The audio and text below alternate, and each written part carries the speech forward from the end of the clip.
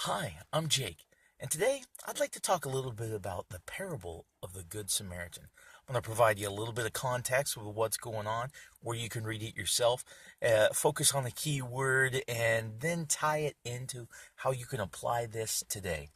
So, first off, I'm going to be reading out of Luke 10, verse 25 is where I'm going to start, and I believe I'm going to end at verse 37. I'm going to be using an NIV translation. It's nice and easy to read. So, context wise, Jesus is teaching. He is teaching other Jewish people. Inside of the Good Samaritan story, we're going to be dealing with a couple of minor themes and then one big theme. And that one big theme is, how you're supposed to treat people. And a key word I'm going to focus on is the key word of neighbor. Also, there's a little bit of racism that's going on in here. And this is a deep set communal racism that was, I mean, it's difficult to overcome, but it's an important part of the story. So a little bit of background. You're going to be dealing with three different groups of people inside of this story. You're going to be dealing with priests and Levites, so more or less leaders in the Jewish community. And then you're going to be dealing with a Samaritan, who the Jewish community is going to be treat as an outcast, someone that they wouldn't even touch or have anything to do with. And so, as an underlying tone, the priest and Levites are known to be the good guys, and the Samaritan is probably going to be the bad guy in any story that these guys create. However, Jesus wants to tell something a little bit different. So, starting in verse 25. On one occasion, an expert in the law stood up to test Jesus. Teacher, he asked, what must I do to inherit eternal life? What is written in the law? He replied. How do you read it? He answered, love the Lord your God with all your heart and with all your soul and with all your strength and with all your mind, and love your neighbor as yourself. You have answered correctly, Jesus replied. Do this, and you will live. But he wanted to justify himself, so he asked Jesus, and who is my neighbor? In reply, Jesus said, a man was going down from Jerusalem to Jericho when he was attacked by robbers. They stripped him of his clothes, beat him, and went away, leaving him half dead. A priest happened to be going down the same road, and when he saw the man, he passed by on the other side. So too a Levite, when he came to the place and saw him, passed by on the other side. But a Samaritan, as he traveled, came where the man was, and when he saw him, he took pity on him. He went to him and bandaged his wounds, pouring on oil and wine. Then he put the man on his own donkey, brought him to an inn, and took care of him. The next day he took out 2 denarii and gave them to the innkeeper. Look after him, he said, and when I return, I will reimburse you for any extra expense you may have. Which of these three do you think was a neighbor to the man who fell into the hands of robbers? The expert in the law replied, the one who had mercy on him. Jesus told him, go and do likewise. So when we're referring to neighbor in the New Testament, it is listed about 17 times, and the root word is going to be what in the Greek is pelas, somewhere around P-E-L-A-S.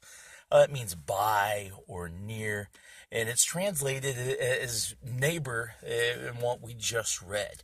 So when you're talking about who is your neighbor, it's the people that are by you, the people that are near you, those around you. So when the Bible tells you to love your neighbor, those are those people that are in your vicinity, which could be absolutely anyone. We are called to love and love those around us. So what has happened here is Jesus has painted a very stark picture. Basically, as people walked past this man who obviously needed help, they were walking past their neighbor. that person who Jesus and the Bible tells us to just inherently love. Uh, they're walking past him. And these are Jewish leaders. These are the people who should immediately stop and say, hey, you know what? This guy needs help. But they don't.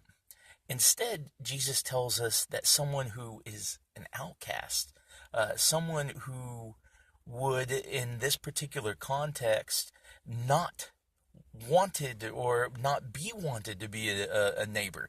This is someone that would have, everyone would have, literally wanted to be away from. Yet this Samaritan went above and beyond. Not only did he get this guy, bandage up his wounds, try to help him out, but he loaded him up on his own donkey and took him to a place where he could get more help. And not only did he get him to an inn where he could get the help that he needed, but he said, hey, if it gets even more expensive taking care of this guy, I'm going to come back and I'm going to go the extra mile and give you some more money. Long story short, Jesus says, do what this guy did. And that's part of the Great Commission. The Great Commission commands us to go into all the nations preaching the gospel. And we are to do exactly what Jesus tells us to do. And that's part of loving God, loving your neighbor. So what I implore you today, in the application that we can pull from the Good Samaritan parable, is that loving your neighbor is more than just words. This is something that you do. When you see someone in need, it's time to step up. It's time to help out a little bit. Because if every Christian were to fulfill this duty, if every Christian were to say, you know what, I'm not just going to walk past this need. I'm not going to go and, ignore the need that's right here. I see someone on the side of the road that needs a little bit of help. Okay, well, maybe I'm not going to pass by. Maybe I'm going to, throw a little bit of change in their direction. No, the Good Samaritan made sure that this particular person was not only taken care of, but he let the innkeeper know that he would come back and continually support this effort. And this speaks volumes because collectively as a Christian society, if we all do our part, if we all fulfill the role that the Good Samaritan did, then it's going to be easy to not only see change in our local environment, but see change over the entire world. And that's my prayer. That's what we find in Matthew 28 when God tells us to go. It is time for us as Christians to unify, to band together, fulfill our calling. Reach out to our neighbor. Reach out to those that are near to us. And if every single Christian reaches out to the person that's completely right next to them, those that are near to them, then you know what? We don't all have to go so far. Because we're meeting the needs right where they are. And that's right where we are.